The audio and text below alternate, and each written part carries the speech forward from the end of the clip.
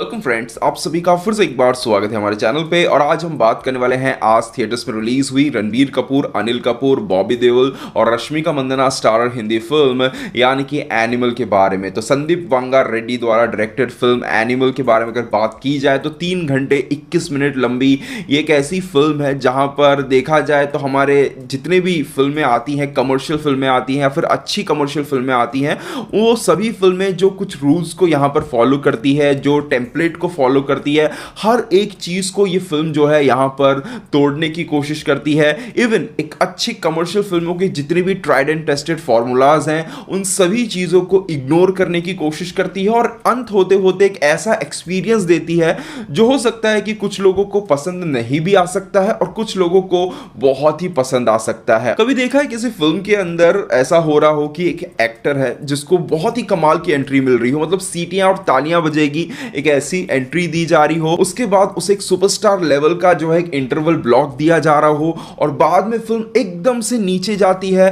और कैरेक्टर के लो फेस को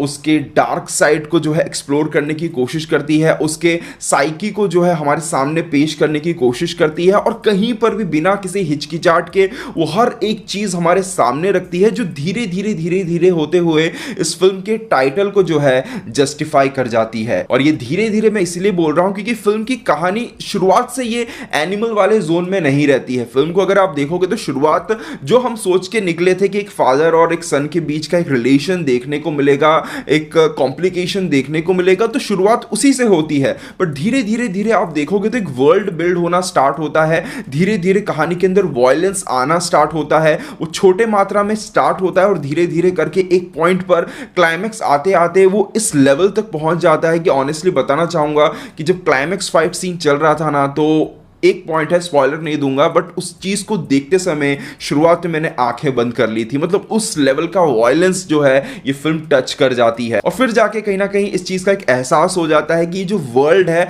ये वर्ल्ड अपने आप में ये कैरेक्टर है। मतलब रणबीर कपूर का जो कैरेक्टर है ये अपने आप में एक वर्ल्ड है और आप देखोगे तो हर एक चीज जो है इसके इर्द गिर्द घूम रही है। जस्ट एक चीज जिसकी मुझे थोड़ी सी शिकायत है वो ये है कि यहां पर बॉबी देओल का जो रोल है वो बहुत ही कम नजर आया, बहुत ही कम स्क्रीन टाइम मिला है। हार्डली 10 से 15 मिनट के आसपास का स्क्रीन टाइम होगा उनका।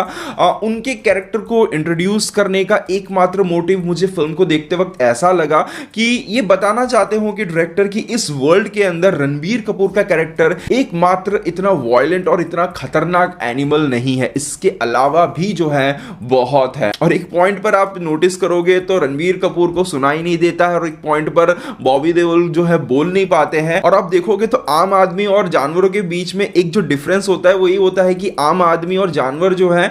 ना ही एक दूसरे की भाषा बोल सकते हैं और ना ही एक दूसरे की भाषा समझ सकते हैं। और उसी पर्टिकुलर फेस ऑफ के अंदर हमें वो डिफरेंस भी पता चल जाता है कि जो एनिमल्स हैं इस वर्ल्ड के अंदर, इनके अंदर इमोशनल डिफरेंस कितना है। भले ही रणबीर कपूर बहुत ही वायलेंट है, बहुत ही ब्रूटल है, but at the same time वो एक डायलॉग बोलता है कि मैं यहां से इस चीज को खत्म कर देता हूं, क्या तू इसे खत्म करेगा। तो वो जो एक लाइन है वो कहीं ना कहीं ये दिखाती है कि भले ही एनिमल्स हम कह रहे हैं इस वर्ल्ड के अंदर है काफी सारे, बट उनके अंदर कुछ ना कुछ डिफरेंस जो है हमें इमोशनली देखने को मिलने जा रहा है। नो डाउट फिल्म का इंटरवल सीक्वेंस जो है शायद 2023 का सबसे क्रेजीएस्ट इंटरवल ब्लॉक है।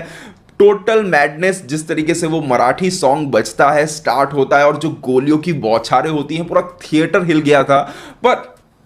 पर मेरा जो पर्सनल फेवरेट मैं कहूंगा वो है इसका क्लाइमैक्स के अंदर रणबीर कपूर बॉबी देओल की फाइट के बीच में वो जो गाना बजता है सब कुछ जला देंगे वाला, वो गाना सही में वो गाना इस पूरे फाइट सीक्वेंस को जिस तरीके का एक ट्रीटमेंट दे जाता है वो अपने आप में बहुत ही डिफरेंट था। ऑनेस्टली कहता हूं, जब वो गाना फाइट सीक्वेंस के स्टार्ट में शुरुआत लेता है मुझे डाउट था कि किस तरीके से वर्क करने वाला है, बट धीरे धीरे जिस तरीके से गाने के लिरिक्स आगे बढ़ते जाते हैं और फाइट चलता जाता है और जिस तरीके से मैंने कहा कि रणबीर कपूर का कैरेक्टर जो सब चीजें बोलता है या फिर करता है, हर एक चीज उस फाइट के पीछे के इमोशंस को इतने कमाल तरीके से बाहर ला रही थी ना कि पूछो ही मत। जैसा कि मैंने शुरुआत में कहा कि मुझे भी इस फिल्म से कुछ शिकायतें हैं। फॉर एग्जांपल रश्मिका मंदाना और रणबीर कपूर के कैरेक्टर के बीच का जो रिलेशन है वो डेफिनेटली आगे जाकर बहुत कुछ कहने की कोशिश करता है। इवन आप देखोगे तो रश्मिका का जो कैरेक्टर है वो काफी स्ट्रॉन्ग कैरेक्टर यहाँ पे नजर आता है। इतने वॉयलेंट कैरेक्टर के सामने भी कहीं पर भी आप देखोगे नहीं कि वो कैरेक्टर कहीं पे झुक रहा है। तो एक जो बराबरी की चीज है वो आपको काफी जगहों पर नजर आएगी, बट कहीं ना कहीं जो कहानी की शुरुआत, उस रिलेशन की शुरुआत जिस तरीके से होती है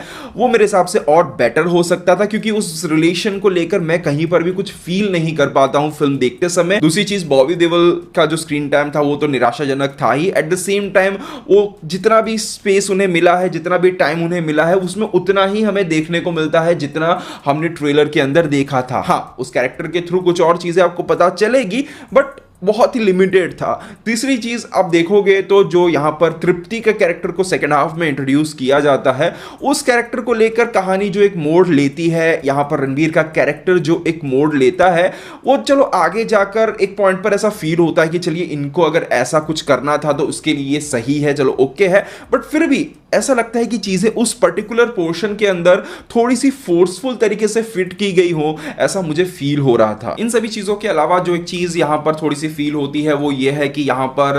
हम एक जो इमोशनल ड्रामा एक्सपेक्ट कर रहे थे यहां पर अनिल कपूर और रणबीर कपूर के बीच में, वो फर्स्ट हाफ के कुछ शुरुआती पोर्शंस में हमें थोड़ा बहुत नजर तो आ जाता है, बट सेकंड हाफ के अंदर बहुत ही जगहों पर वो मिसिंग नजर आता है। और जैसा कि मैंने रिव्यू की शुरुआत में ही कहा कि ये फिल्म एक काइंड ऑफ रणबीर कपूर का कैरेक्टर ही है। वो कैरेक्टर अपने आप में एक वर्ल्ड है जो कि यहां पर हमें पूरी फिल्म के अंदर बिल्ड होता हुआ नजर आता है। इसके अंदर वो जो इमोशनल ड्रामा, इमोशनल मोमेंट्स हम एक्सपेक्ट कर रहे थे वो जो है बहुत कमाल तरीके से यहां पर हिट नहीं कर पाती है। बाकी फिल्म के गाने काफी अच्छे हैं, बीजीएम काफी सॉलिड है। इंटरवल ब्लॉक पर तो जैसा कि मैंने कहा, गोलियों की बौछारों के साथ वो बीजीएम, वो गाना, थिएटर पूरा गूंज रहा था। इसके अलावा परफॉर्मेंसेस की अगर मैं बात करूं तो नो डाउट रणबीर कपूर एक कमाल के फॉर्म में यहां पर नजर आते हैं। मतलब वो एक अलग ही जोन में जिस तरीके से वो कैरेक्टर हमें नजर आता है, और वो एनिमल टाइटल को जस्टिफाई करने के लिए हमें कैरेक्टर के अंदर जो सब यहां पर फिल्म में देखने को मिलता है, मुझे नहीं लगता है कि आज की डेट में अगर हम किसी सुपरस्टार बोल रहे हैं उसमें इतनी हिम्मत होगी इस तरीके के कैरेक्टर को